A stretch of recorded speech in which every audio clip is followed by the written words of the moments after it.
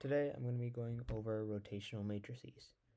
So what are rotational matrices? They're basically matrices that, as the name is, just rotate stuff.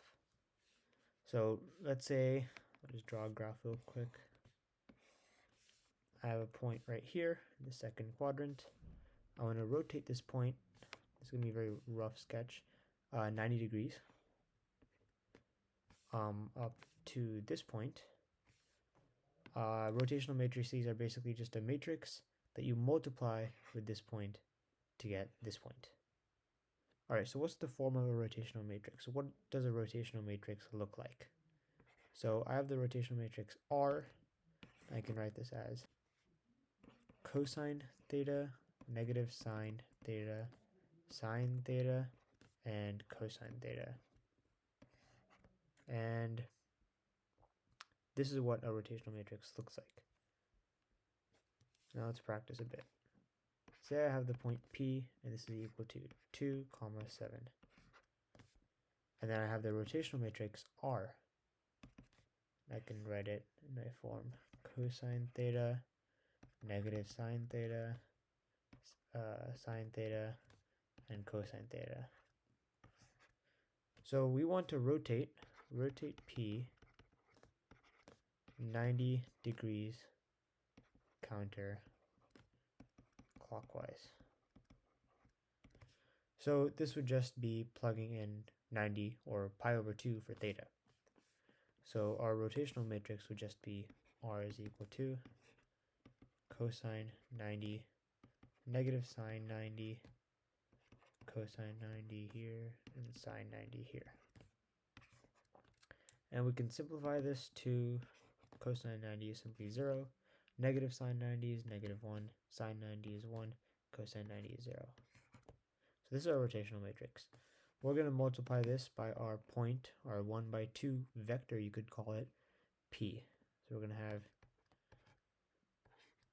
this vector P times our rotational matrix to get our rotated point, our 90 degrees counterclockwise rotated point. So we can multiply this. Dot product of 0, 1, and 2, 7 is just 2 times 0 plus 7 times 1, which is just 7. So this is going to be our first point. I'll just underline this. And our second point is negative 1, 0, and 2, 7. That's the dot product. So we have 2, negative 1, plus 7, 0 is equal to negative 2. This makes our y-coordinate. Thus, we're left with the point 7, negative 2. This is our rotated point. Okay, so this problem is asking for the rotational matrix that results in a 45-degree rotation.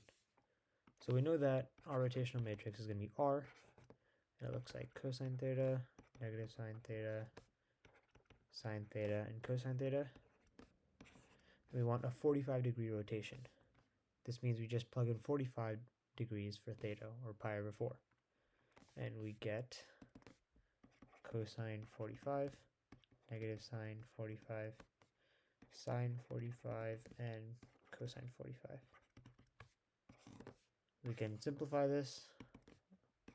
We get root 2 over 2, negative root 2 over 2, root 2 over 2, and root 2 over 2.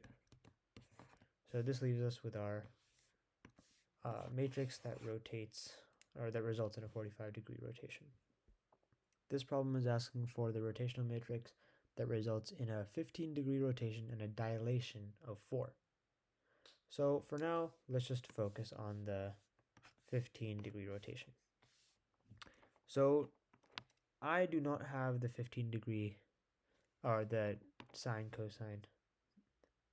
So we know our rotational matrix will look like cosine theta, negative sine theta, and cosine theta. And plugging in our 15 degrees, we have cosine 15, negative sine 15, sine 15, and cosine 15. Now, even though I do have the sine and cosine values, even though I do have cosine 15, sine 15 memorized, I'd still like to go over it, as not all of us do. And you're going to see this a lot, so you should know how to at least compute the value of it. So I'm expecting you guys to be familiar with your trigonometric equations, but let's, I guess, go over the ones that I want to go over right now. We have sine A minus B is equal to sine A cosine B minus sine B cosine A. And cosine A minus B is equal to cosine A cosine B plus sine A sine B.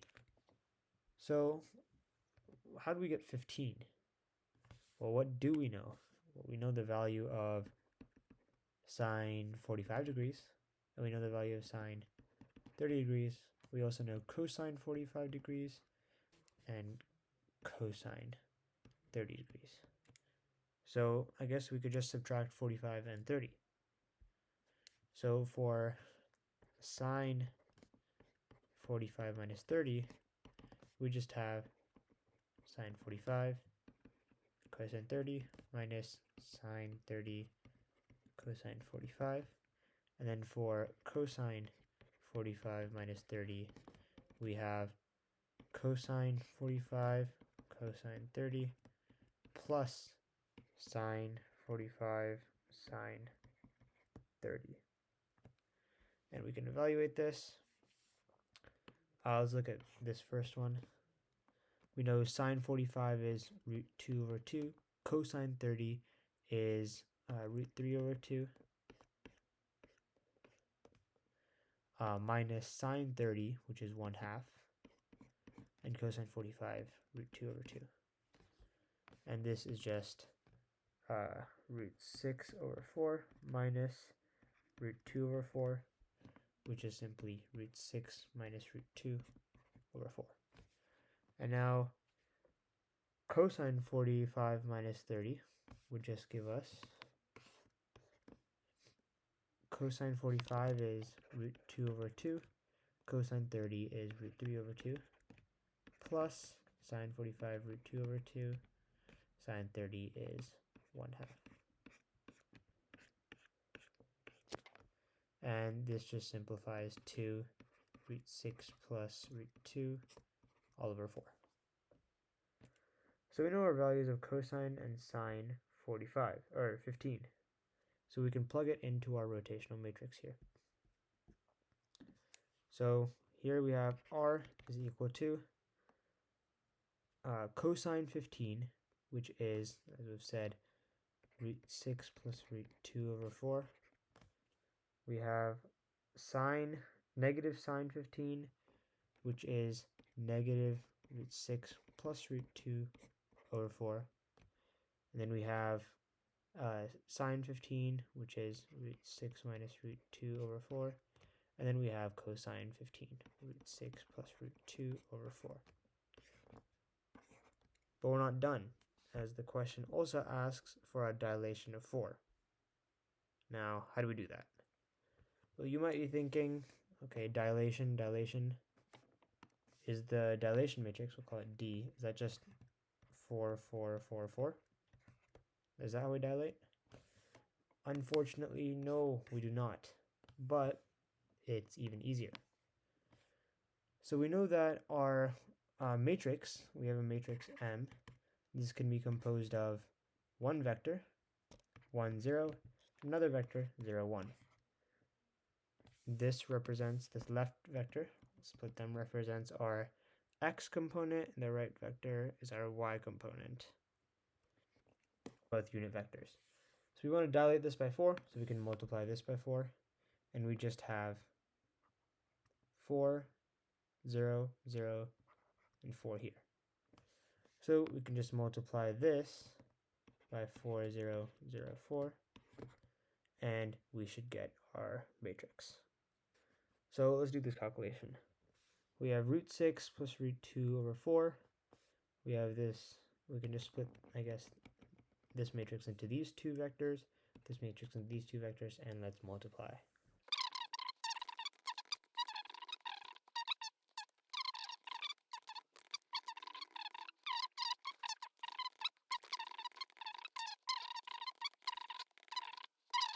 So we have the new matrix root 6 plus root 2, root 6 minus root 2, negative root 6 plus 2, root 2, and root 6 plus root 2.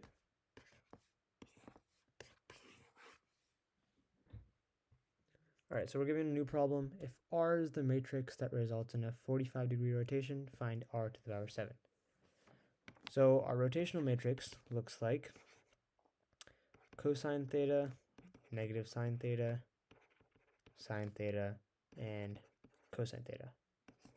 We know that this is going to be a 45-degree rotation, so we could just rewrite this as cosine 45, negative sine 45, sine 45, and cosine 45, which is just equal to root 2 over 2, negative root 2 over 2, root 2 over 2, and root 2 over 2. So we want to find this to the power 7. Well, let's think about this logically. If we have a 45-degree rotation, it rotates anything by 45 degrees counterclockwise, as we know. Now we're multiplying this matrix by another 45-degree rotation matrix. This rotates this also by another 45-degree rotation. Meaning with every iteration, I guess, until 7, we're just rotating by 45 more degrees. This might be a bit confusing, so let's graph this. I have a point right here. The first matrix rotates at 45 degrees. The second matrix rotates at another 45 degrees. Third matrix, another one, fourth, fifth, sixth, and finally seventh, which is what we want. Just put that right here. Well, okay. I guess raising this rotational matrix to the power 7 is just rotating 7 times by 45 degrees. Meaning our rotation is just 45 degrees times 7, which is just this angle right here, which is 315 degrees. So we can rewrite our matrix. R is equal to cosine 315, negative sine 315, sine 315, and cosine 315. And this will just be root 2 over 2, root 2 over 2, negative root 2 over 2, and root 2 over 2. And this is our final matrix.